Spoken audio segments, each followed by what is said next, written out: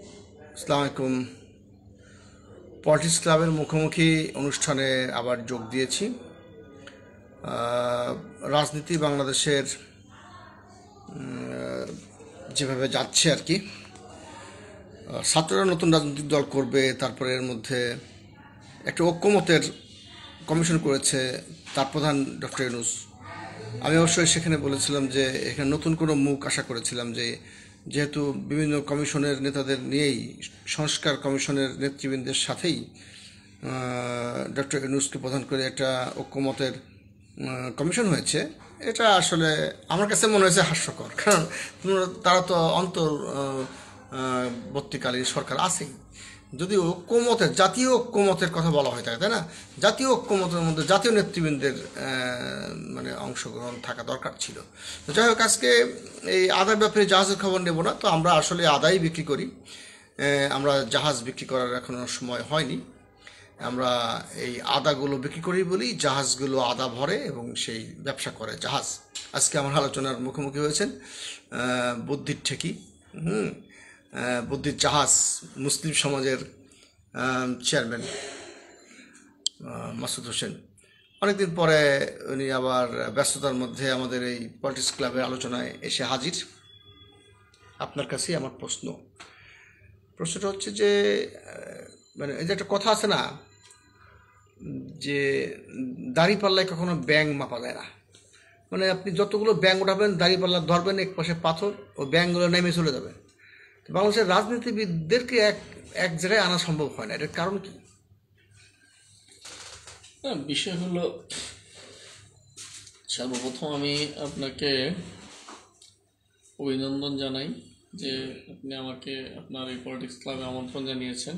আচ্ছা, সেই সাথে উপস্থিত দর্শক শ্রোতা যারা আজকে এই পলিটিক্স ক্লাবের আলোচনা দেখছেন, এখানে মানে আমার শ্রদ্ধাবাদ মুসা ভাই আছেন, আপনি আছেন, সবার প্রতি রইল আমার সালাম। আসসালামু আলাইকুম রহমতুল্লাহ। গ্রিন পার্টির সিনিয়র ভাইস চেয়ারম্যান মুসা ভাই আর কি, হ্যাঁ, সম্প্রতি উনি গ্রিন পার্টির কেন্দ্রীয় কমিটির সিনিয়র ভাইস চেয়ারম্যান হয়েছেন। হ্যাঁ, তো দার্শনিক, উনি কিন্তু দার্শনিক। তার নাম পুরোটাই বলবেন, ঠিক আছে? আবু মহি মুসা, দার্শনিক আবু মহি। জি, আলহামদুলিল্লাহ। আমি অত্যন্ত আনন্দিত যে রাজু ভাই আপনার পার্টিতে দার্শনিক আবু মহিম মুসা ভাই জয়েন করেছেন। আশা রাখি এটা কিন্তু আপনাকে একটু সংশোধন করে দিই, এটা আমার পার্টি না, এটা হচ্ছে মানে আমাদের পার্টি। ও আচ্ছা, আপনাদের পার্টি, ঠিক আছে। যাই হোক, যাই বলি তো যাই হোক, আশা রাখি গ্রিন পার্টি দার্শনিক আবু মহিম মুসা ভাইয়ের সান্নিধ্যে অনেক দূর অগ্রসর হবে। আচ্ছা আচ্ছা। তো এখন আপনি যে প্রশ্নটি করেছেন সেটার উত্তরটি আমি দিচ্ছি। রাজনৈতিক দলগুলোকে এক করা যায় না, এ তো আপনার প্রশ্ন। আসলে ফিলোসফিক্যাল বিভিন্ন বিষয় থাকে, আর সেই সাথে এখানে আরও কিছু সম্পর্কিত অনেক বিষয় আছে। যেমন এক একটা রাজনৈতিক দল তো এক একটা আদর্শ নিয়ে গঠিত। না না, সেটা জাতীয় ইস্যুর কথা বলছে, জাতীয় ইস্যু। আমি বলতেছি, এখন এই যে এক একটা রাজনৈতিক দল এক এক আদর্শ নিয়ে গঠিত হয়, তো এখানে আবার কিছু রাজনৈতিক দল আছে যেগুলোর কোনো আদর্শ নাই, আগাও নাই, মাথাও নাই, মন খুলছি, মন চাইছে যে বড় নেতা হওয়ার শখ, আমি একটা পার্টি ঘোষণা করলাম, একটা কার্ড বানাইলাম, 500 টাকা বা 300 টাকা খরচ করে আমি বিভিন্ন মঞ্চে যাচ্ছি, বক্তব্য দিচ্ছি, তো বিভিন্ন মিডিয়া আমার নাম আসতেছে, আমি তো বড় নেতা হয়ে গেছি। এরকম পার্টিও আছে নাকি? এরকম অনেক পার্টি, আমার তো কার্ডই ছাপাইনি, সিলমারি। গত আপনার এই 15 বছরে আমার জানা মতে এরকম অসংখ্য পার্টি জন্ম নিচ্ছে। আচ্ছা আচ্ছা। ও আচ্ছা, একটা কথা আপনাকে এখানে বলে রাখি, কিছুদিন আগে আমাদের অফিসে, গ্রিন পার্টির অফিস 2/2 পুরোনো পল্টন আজিজ অটোসের দোতলায়, এখানে কিন্তু এসবির লোক আসছিল, 2 জন আসছিল আমাদের কাছে, কিছু মানে পার্টির সন্ধান করতে আসছিল, যে তাদের কাগজে অনেক পার্টি আছে, যে পার্টিগুলোর অফিস খুঁজে পাচ্ছে না। একজন বললো যে ভাই একটা ওইখানে যান, পলিটিক্স ক্লাবের প্রধান সমন্বয়ক রাজু আহমেদ খান গ্রিন পার্টির অফিসে যান, ওখানে আপনি অনেকের ঠিকানা খুঁজে পাবেন, কারোর তথ্য থাকতে পারে। তা দেখলাম যে ওনারা হতাশ, যে অনেকেরই পার্টি আছে, নাম আছে, কিন্তু কোনো অফিস টফিস নাই, নেই। যদিও আমাদেরও দীর্ঘদিন অফিস ছিল না, যে আপনি বলছিলেন। জি, তো আসলে এরকম আছে, নাম সর্বস্ব অনেক পার্টি আছে, এরকম হয়। আর আদর্শিক অনেকগুলো পার্টি আছে, ডেডিকেটেড পার্টি যারা জাতির জন্য কাজ করে। মানে নাম সর্বস্ব বলতে কি তাদের অফিস নাই এরকম বলতে চাচ্ছেন? না, নাম সর্বস্ব বলতে আসলে নেতৃত্ব দেওয়ার মতন কোয়ালিটির কথা আপনাদেরও তো বলতেছি। অফিস নাই? না, আমাদেরও তো অফিস নেই, মুসলিম সমাজের অফিস নাই, এটা ঠিক আছে। আপনার কি সর্বস্ব?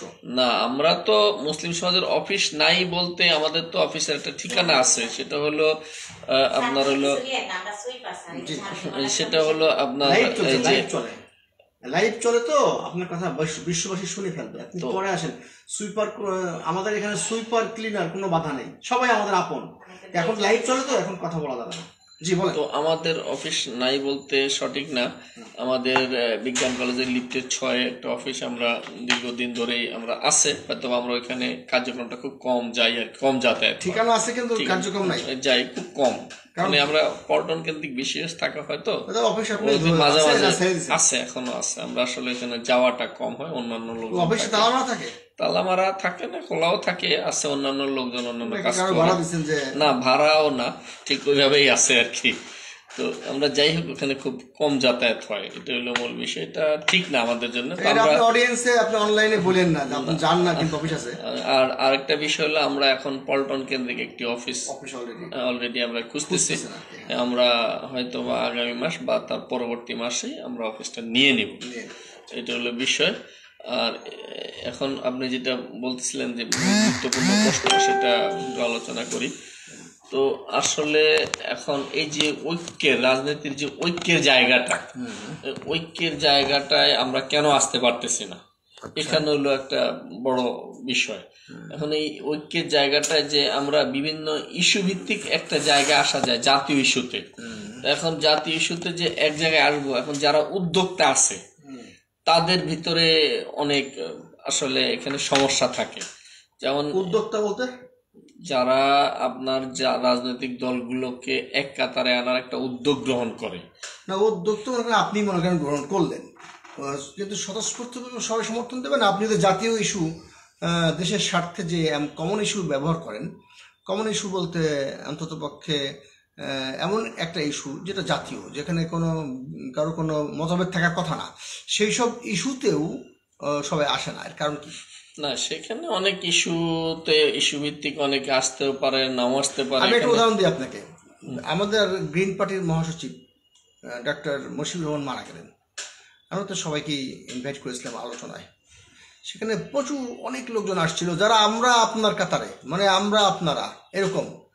কিন্তু আমাদের রাজনীতির যে ক্লাসিফিকেশন তৈরি হয়ে গেছে, এ ক্লাস, বি ক্লাস, সিনেমা হলে যেরকম এ বি সি শোভন থাকে না, বা ট্রেনে যেরকম ফার্স্ট ক্লাস সেকেন্ড ক্লাস থাকে, রাজনীতিবিদদের মধ্যে ফার্স্ট ক্লাস সেকেন্ড ক্লাস মনোভাব এসে গেছে। কিরকম? যে উপরের কাতারের যারা নেতা, তারা মনে করে ওরা বড় শ্রেণীর, তারা কেউ সময় করে আসেন নাই। তার মানে এটা হয়তো নূর হক নূর ডাক দিলে আসতেন। এই যে একটা বিভেদ, একটা রাজনৈতিক দলের মহাসচিব মারা গেছেন, তার আলোচনায় আমার আসার সময় নাই, তা আপনি দেশের জন্য কি ছিড়বেন, এটা আপনি বলেন। না, এখানে একটা বিষয় হলো যে অনেকের ক্ষেত্রে গুরুত্বপূর্ণ কাজ থাকতে পারে, সে যদি সেটা ভিন্ন কথা। অনেকেই আসে নাই, শুধুমাত্র মিড লেভেলের অনেকে। আবার যারা আপনি যে বললেন যে নাম সর্বস্ব দল বা মাঝামাঝি যারা, তারা আসছে আর কি, যারা সিনিয়র নেতা, ওরা বিষয়টাকে আসলে গুরুত্ব দেয় না। গুরুত্ব বলা চলে নাকি অবজ্ঞাও হতে পারে, গুরুত্ব দেয় না, এরকম কিছু হতে পারে। এখন এটা হতে পারে যার যার বিষয়। আমি তো রাজনীতি নিয়ে কথা বলছি, যার যার বিষয় নিয়ে না। কালকে আপনার মহাসচিব বিক্রম কিছু হলে আমরা সবাই যাব না, তাহলে আপনাদের অবশ্যই যাওয়া। আমার হলো একটা কথা হলো এটাই যে আমরা সবাই একজনের একটা ইয়েতে আরেকজনে যাব, পরস্পর একটা সম্পর্ক সৃষ্টি, একটা ভালো স্পষ্টবাদী আমি জানি, এই জন্য আপনাকে নিয়ে বসলাম। কালকেই সম্ভবত, এটা কালকেই বা তার আগের দিন, এই যে লিজেন্ড রাজনীতিবিদ মাহমুদুর রহমান মান্না, উনি ঘোষণা দিয়ে দেখলাম যে সর্বদলীয় একটা আলোচনার ডাক দিয়েছেন, নিশ্চয়ই শিরোনামটা এই ধরনের হবে। সেখানে অনেক দলকেই উনি বলেন নাই। আবার আমাদের মহাসচিব মারা গেলে আসেন নাই, সেটা বাদ দিলাম, হয়তো তার সময় পান নাই বা সেরকম। হ্যাঁ, সব আবার ভবিষ্যতে হয়তো আসবেন, অনেকে আসার ইচ্ছাও প্রকাশ করেছিলেন, অনেকে হয়তো আসতে পারে নাই, আমি সেটা ধর্তব্যের মধ্যে নিলাম না। তো ওনারা যে সর্বদলীয় আন্দোলন মানে আলোচনার ডাক দিলেন, সেখানে সব সব দলকে ওনারা বলেন নাই আর কি। তাহলে আপনারা আমাদেরকে উনি কাউন্ট করে না নাকি? এখন উনি সর্বদলীয় আলোচনার ডাক কি কারণে দিলেন, কেন দিলেন, এটা উনি ব্যক্তিগতভাবে বলতে পারবেন। আবার আপনি ব্যক্তিগত পরে নিচ্ছেন কেন? এই যে একটা সর্বদলীয়, এই যে একটা জাতীয় জাতীয় কি বলে ঐক্যমতের কমিশন করলো সরকার, করছে না? কিন্তু উনি জাতীয় ঐক্যমতের কমিশন করার দরকার কি? এই 6 মাস মেয়াদি, এটা 6 মাস মেয়াদি আর কি, 6 মাস কার্যকর, এবং এটা 15 তারিখ থেকে, আগামী এই সামনের 15 তারিখ থেকে, শনিবার থেকে কার্যকর হবে। তাহলে এই জাতীয় ঐক্যমতের আপনি যে একটা করলেন, কমিশন করলেন, এখানে তো সেই আপনার আলী রিয়াজ, সেই বদুল আলম মজুমদার, সেই আপনার কমিশন, বিভিন্ন কমিশনের প্রধান, আপনাকে প্রধান করে আপনি করলেন। তাহলে এটাকে জাতীয় শব্দটা লাগাইলেন কেন? জাতীয় নেতাদের মুখ কই? আমাদের কথা বাদ দেন, আরো অনেক অনেক জাতীয় নেতা আছে না, তাদের কারণে রাখতে হবে। আপনি কি বলবেন সেটা খোলসা করে বলেন। আচ্ছা, আমি আপনার দুটো বিষয়ে আলোচনা করতেছি, প্রথম একটা একটা করে শেষ করি। এখন মাহমুদুর রহমান মান্না সাহেব উনি কোন ইস্যুতে সর্বদলীয় মিটিং ডাকছে এটা উনি বলতে পারবে, কারণ উনি তো দেখেন নাই। আমি এই বিষয়ে বলতে পারবো না। তবে আমি আমি একটা বিষয় আমি যেটা বলতে পারি সেটা হলো সর্বদলীয় মিটিং মাহমুদুর রহমান মান্না ডাকতে পারে না লজিক্যালি। কেন পারে না? এই যে আপনি আমি বলি বিষয়টা, সর্বদলীয় মিটিং ডাকতে পারে জাতীয় ক্রাইসিস মুহূর্তে সরকার। এটা হলো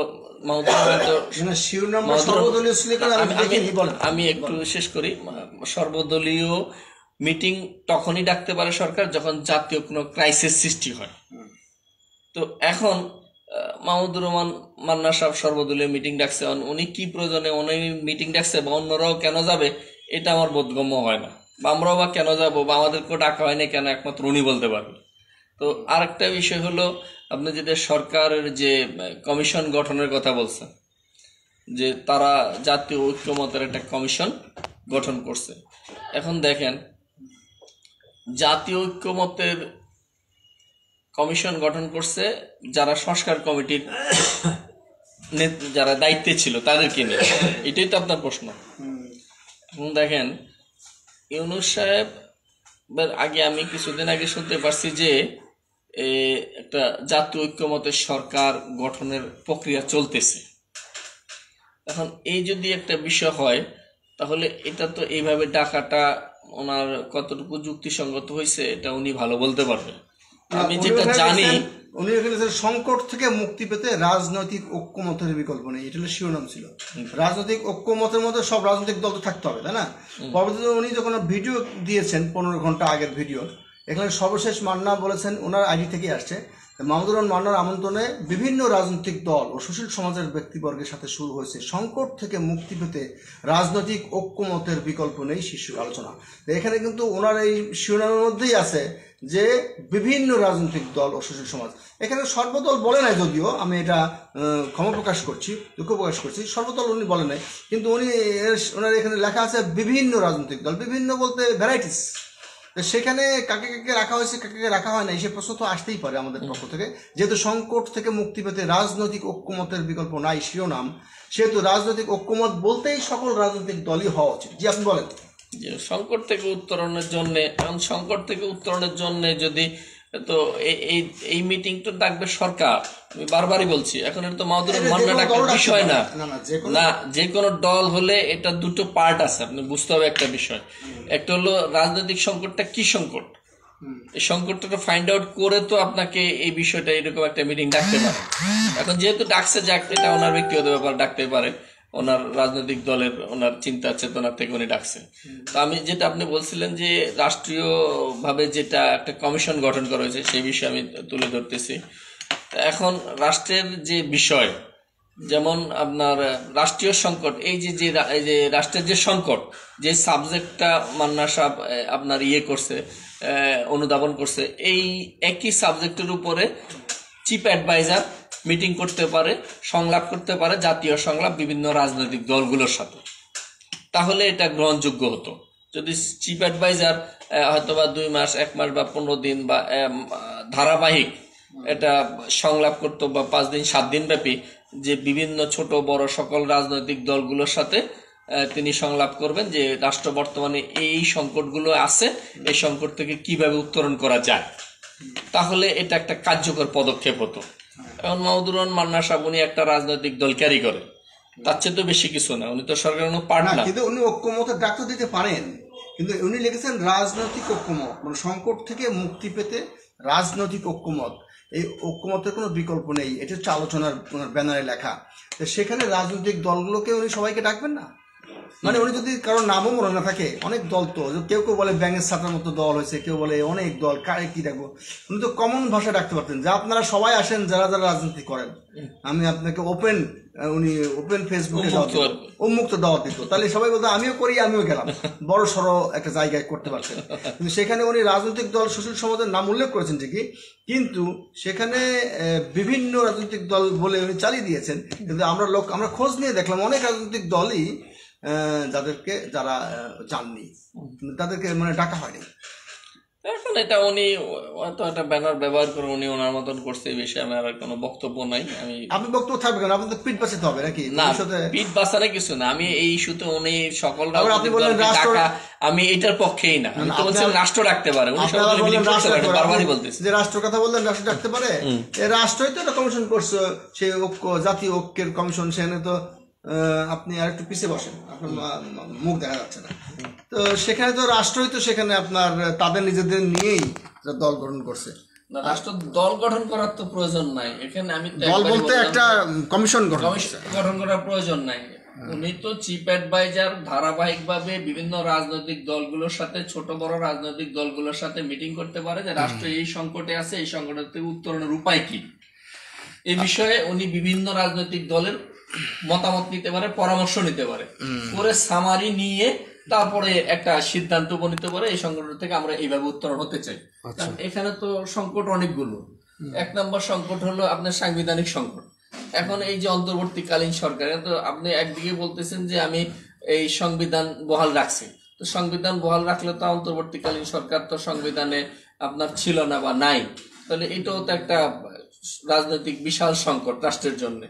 তারপরে উপর্যুপরি অন্যান্য যে সমস্যাগুলো আছে এগুলো তো সমাধানের জন্য জাতীয় সংলাপের প্রয়োজন। তো এটা তো সরাসরি চিফ অ্যাডভাইজার নিজে করতে পারেন, তো কমিশন গঠন করার কোনো প্রয়োজন মনে করি না আমি। না, তার লাভ কি হলো? তো অন্তর্বর্তীকালীন সরকার তো আসেনি ওনারা, তারপর আবার জাতীয় ঐক্যমতের কমিশন তৈরি করে 6 মাস মেয়াদি। আমরা এটা নিশ্চিত হতে পারি যে 6 মাসের মধ্যে, মানে ডিসেম্বরের মধ্যে নির্বাচন হবে, মানে এই 12 মাসের মধ্যে, মানে এই বছরের ডিসেম্বরে নির্বাচন হবে মোটামুটি আন্দাজ করা যায়, যেহেতু এই কমিশন 6 মাস কাজ করবে। কিন্তু এই কমিশনে যে নতুন কিছু মুখ থাকা দরকার ছিল, নতুন পুরাতন মুখের তো এখানে আমি মনে করি না। এখানে নতুন বলতে আমি একেবারে ব্র্যান্ড নিউ বলতেছি, আপনি আমার কথা বুঝেন নাই। আমি বলছি আরো সরকারের বাইরে আরো অন্য আরো কিছু পরিধি বাড়ানো দরকার না, পরিধি বাড়ালে কমিশন দরকার। এই কমিশন তো প্রয়োজন নাই। আমি তো বারবারই বলতেছি এই কমিশন কেন গঠন করা? তাহলে কি এই কমিশনের আগে জাতীয় শব্দ লাগাই থেকে একটু আই ওয়াশ করা হলো? হ্যাঁ, এখানে তো আপনি যেটা অনুধাবন করতেছেন যে রাষ্ট্র এখন কোন পর্যায়ে আছে, রাষ্ট্রকে একটা জায়গায় নিয়ে আসতে হবে।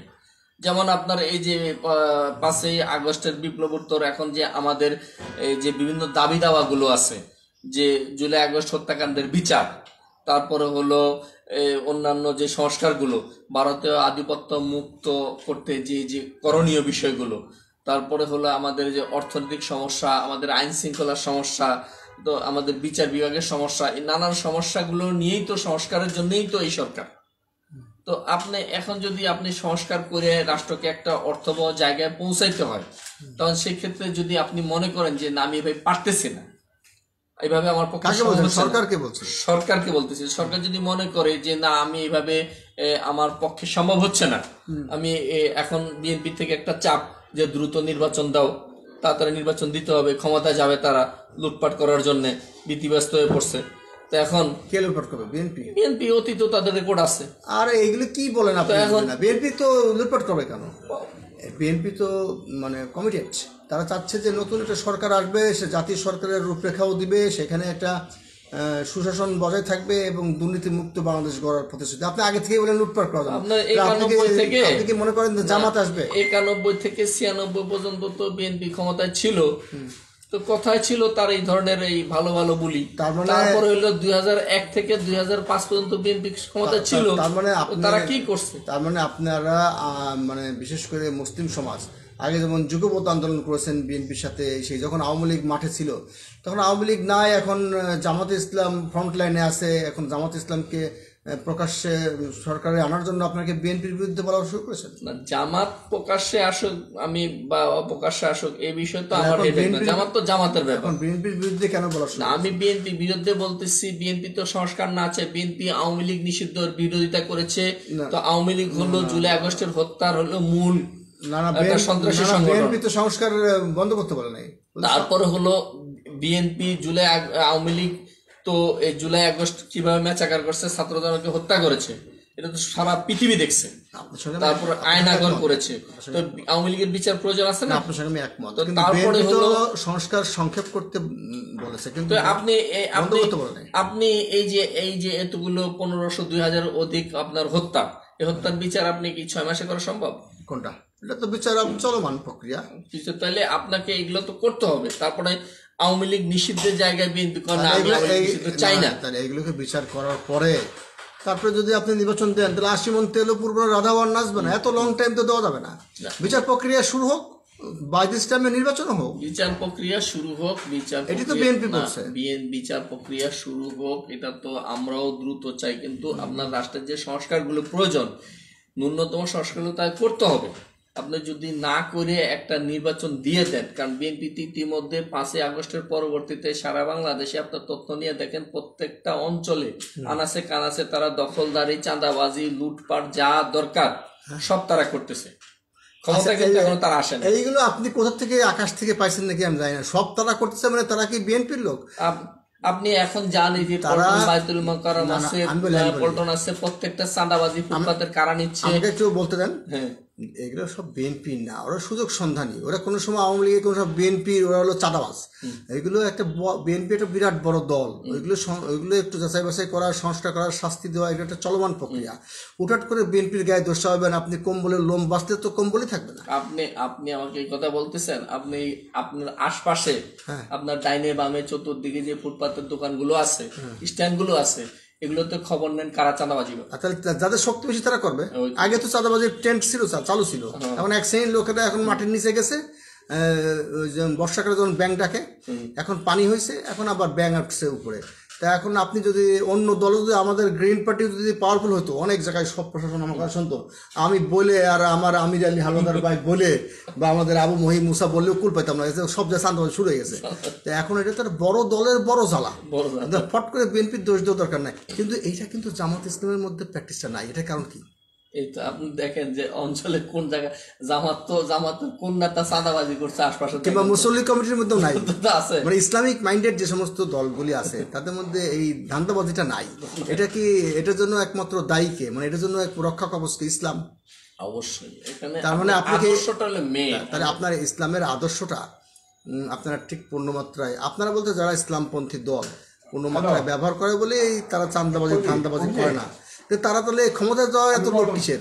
আমরা তো ক্ষমতায় যাওয়া পয়সা ধান্দাবাজি নাই, আমাদের ক্ষমতা যাওয়া তো ধান্দাবাজির জন্য না, আমাদের ক্ষমতা যাওয়ার ইচ্ছা হলো এই দেশকে, এই দেশের জনগণকে তাদের প্রকৃত স্বাধীনতার যে শান্তি পাইয়ে দেওয়ার। আমরা বলতে জামাত ইসলাম নাকি ইসলামপন্থী? সব ইসলামপন্থীদের কথা বলতে সবাই মিলে জোট করতে পারছে। আপনার জোটের বিষয় হলো ভিন্ন কথা। আপনি বললেন যে আমাদের ক্ষমতা যাওয়া, আমাদের ক্ষমতা যাওয়া তো এই জন্যই প্রয়োজন যে সত্য হকের সাথে বাতিলের দ্বন্দ্ব চিরন্তন।